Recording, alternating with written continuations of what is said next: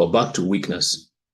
So when a person develops symptoms related to dementia or Alzheimer's disease, there's no medication or there's really no treatment that can help restore a person's memory. There's no drug you're going to give them that's going to say, take this and your memory is going to be restored.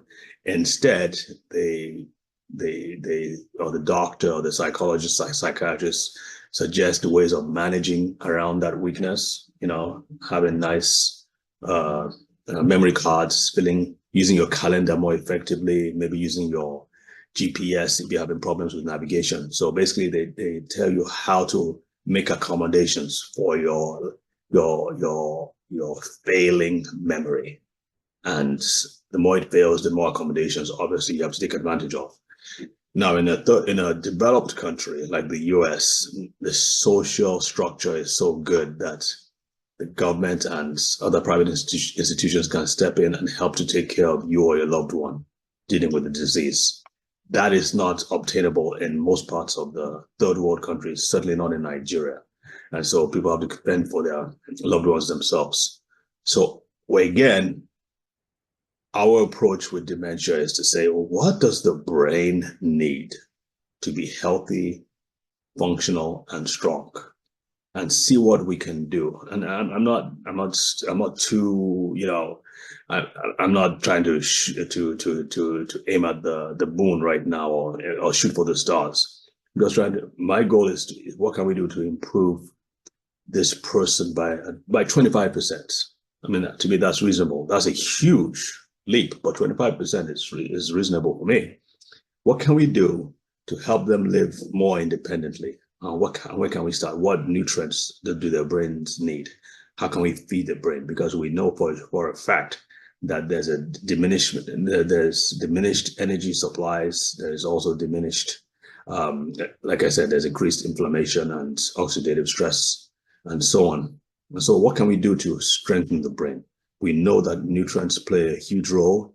And looking at the brain, we know that omega-3s are important for brain structure and repair. We know that certain proteins are important for the neurotransmitters. We know that certain vitamins, like the B vitamins, are extremely important. I mean, if we start with those very, very basic things, and don't forget water, we start with those very basic things, these things can be used to help strengthen the brain. So again, rather than just cower and say there's nothing we can do, we can just manage around the condition. Let's flip it and start asking questions about what can be done to strengthen the brain. Same thing with sickle cell disease, like I said.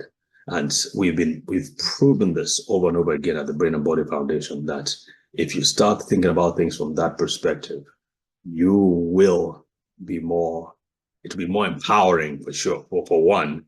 And number two, you will begin to see results. And we have seen a lot of results, really good results, both in the dementia space and the sickle cell disease space. So if you want to find out more, just follow us, obviously, and then reach out. You can DM me.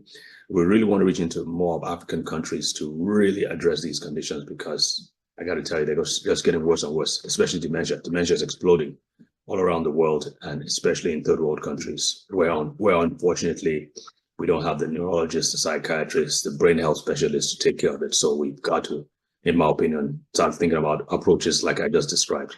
All right, take care. If you have any questions, again, reach out to us. Let's work together and let's make Africa healthier, brain healthy for one. Take care. Bye.